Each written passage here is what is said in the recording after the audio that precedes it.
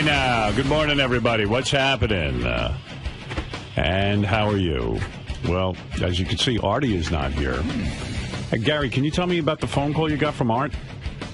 There is a situation that has developed. Really? What's going on with Artie? Wait a second. Where's your microphone? How dare you? Go ahead. I guess it was about 10 after 5 this morning. I'm driving in, and the phone rings. Usually it's Sal to tell me he missed his train at Jamaica, but it was Artie, which I was sort of surprised at. And I said, hey, what's up? And he goes, listen, dude. He goes, I got up. It was dark in the house, and I walked into a bookcase or something. And he goes, I hit my eye. He goes, there's blood all over the place. Oh. He goes, I called a cab. I'm on my way to the emergency room, and I'm like, he goes, I guess I'll be in later. I'm like, well, Artie, just go and get it taken care of. Just, call me as soon as everything's done to tell me how you're doing. And he goes, yeah, I don't know what happened, and hopefully the emergency room isn't that full, and I'll talk to you later. That's a pretty good Artie impression. You did a really good Artie impression there. Thanks. I talk to him a lot like that. I have more conversations. Did he say dude? Hey, I walked into it. He said a bookcase or a cabinet. Wow. I think he said a cat. I think he said he worked. His apartment booby trapped?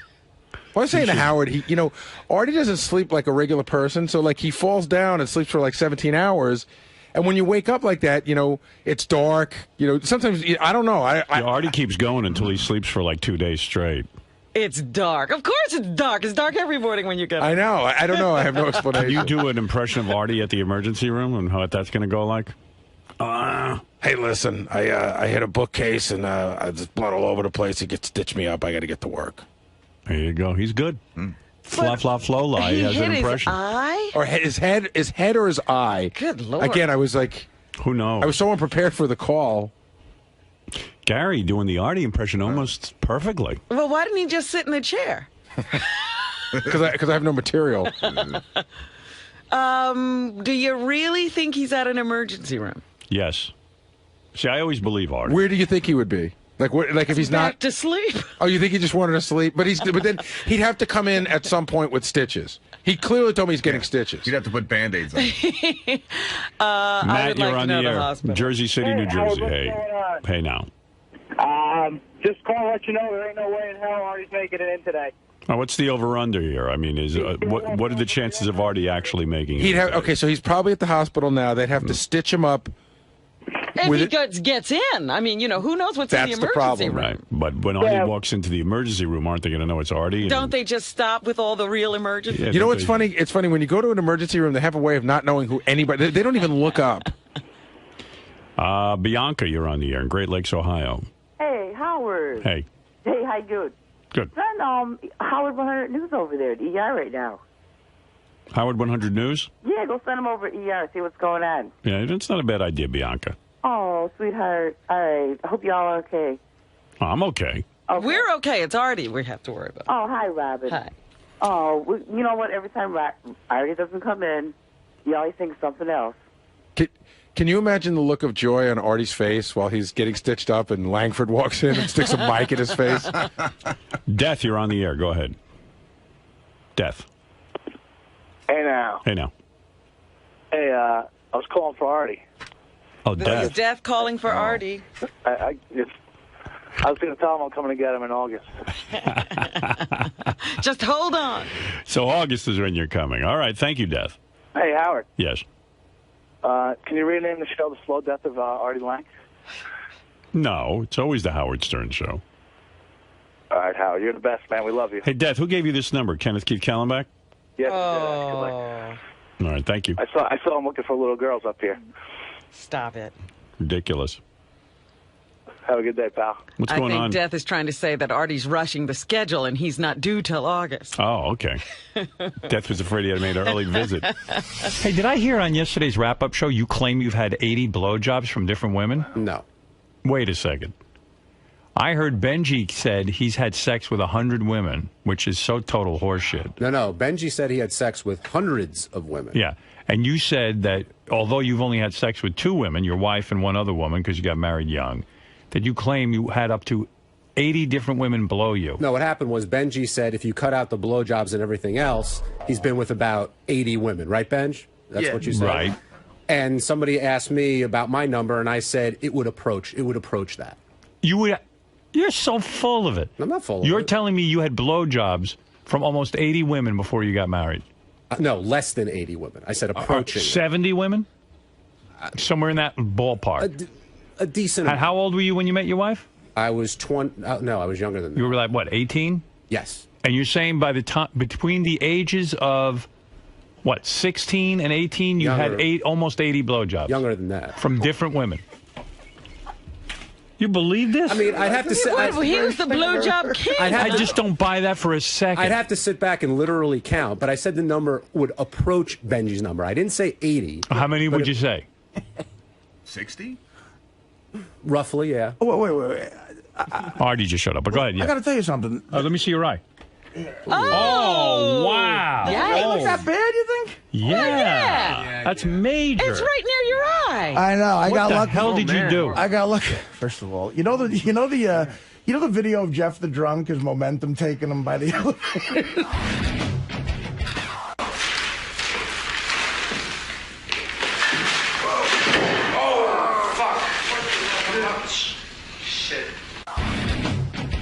I'm so heavy now that I get up at 5 a.m. every day, right? So the alarm goes off, and sometimes I'm so deathly afraid of oversleeping, you know? Right, you pop up. I looked up, and I thought it said 6 a.m. for some reason. So now I'm like in a panic, and I'm in this other dimension that you go into a little bit, and I get up, and I'm like rushing around, and I hit my shin on the fucking bed, which I do every day. Right.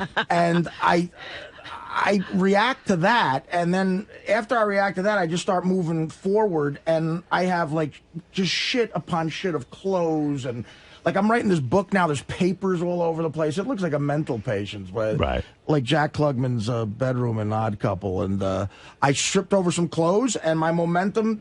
All 300 pounds of me, I couldn't stop. I kept going forward, and You fell?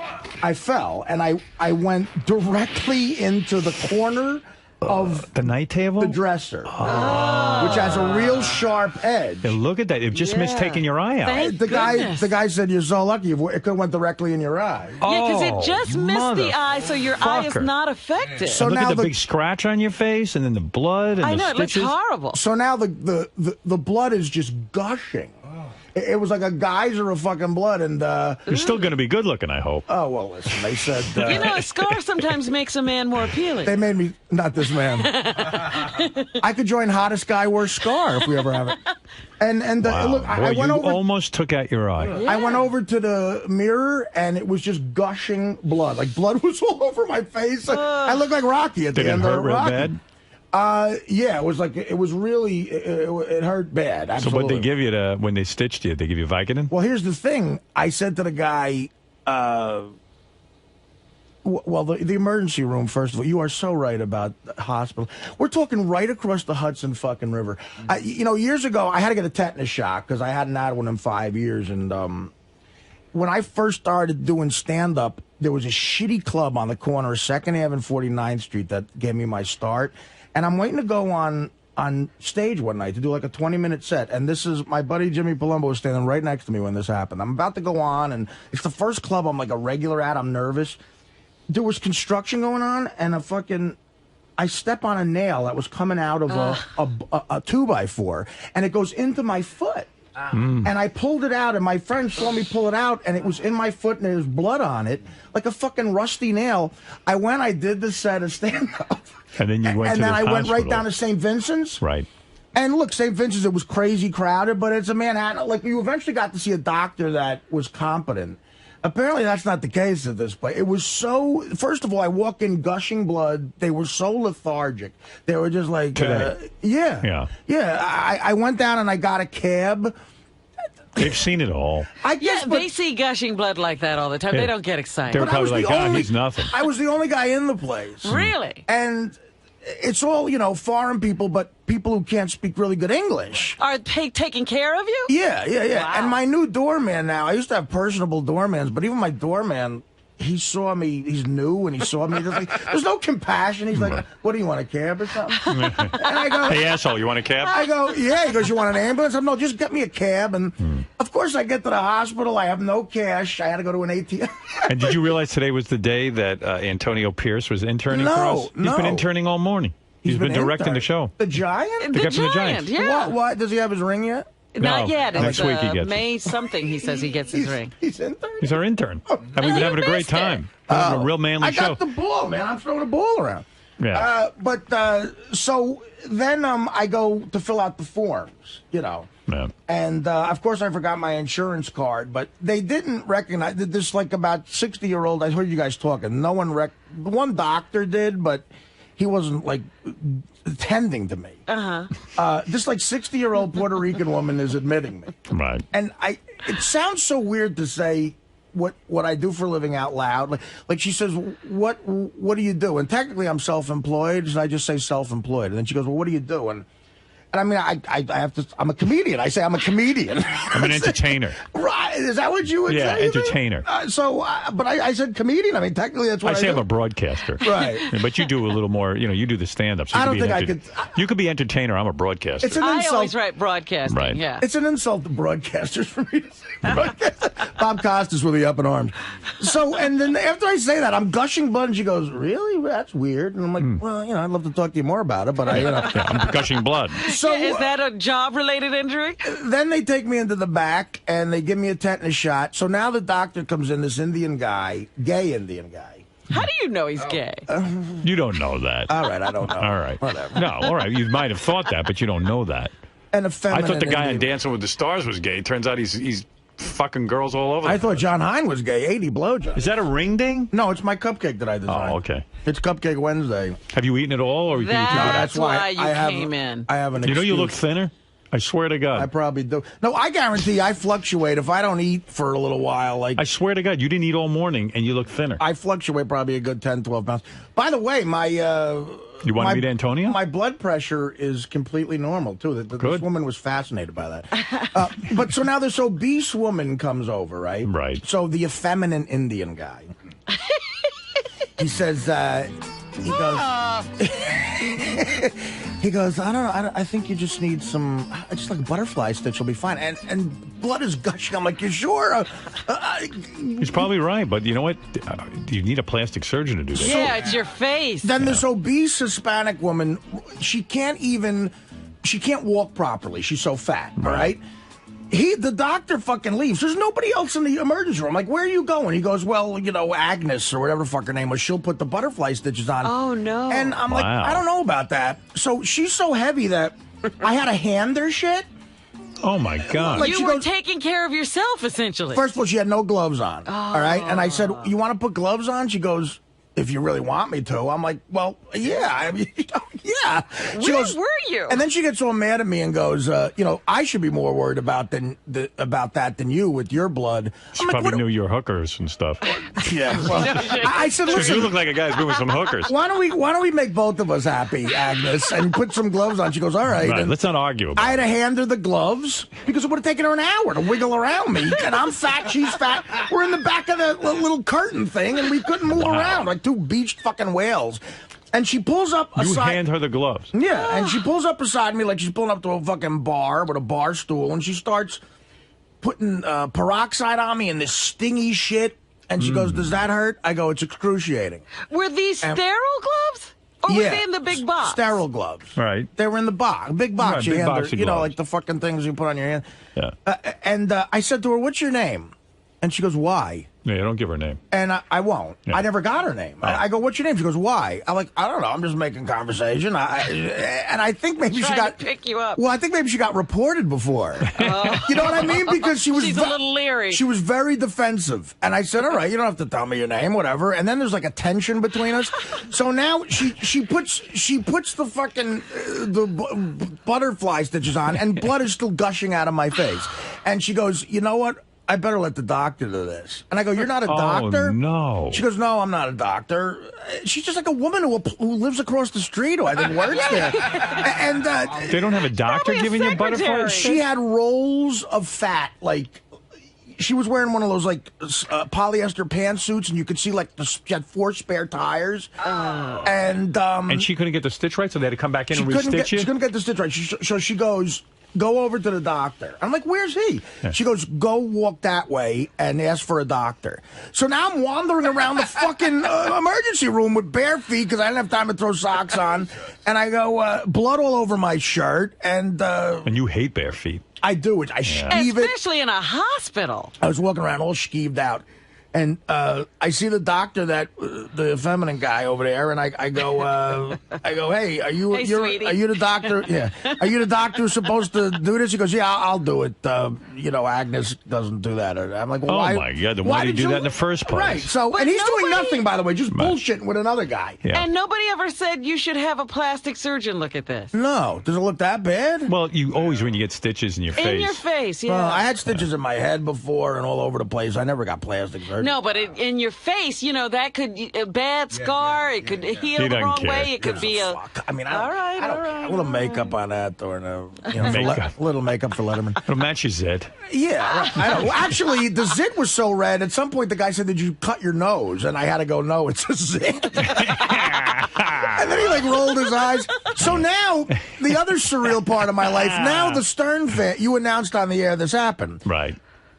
Tons of phone calls start coming into the emergency. Oh, no. And as the effeminate guy is putting the shit on my eye, and now I'm thinking, is this a guy, if he's gay, does he know me and hate me from the fact that I wished AIDS on Teddy, Yeah. And is he going to, infect me with something? For God's sake. So now the nurse comes over from the admitting desk and goes, your brother's on the phone. And I go, I don't have a brother. And she goes, should I take a message? And I go, yeah, it's probably, and they don't know who I am. You go, it's probably my fan. I'm like, it was so complicated. I said, it's probably nobody. It's probably a prank call. He was like, why would somebody prank call you here? And I go, I know that sounds weird. I'm on a radio show. So she goes, can I take very sweet voice. She goes, can I take a message? And then I hear her go, oh, that's awful.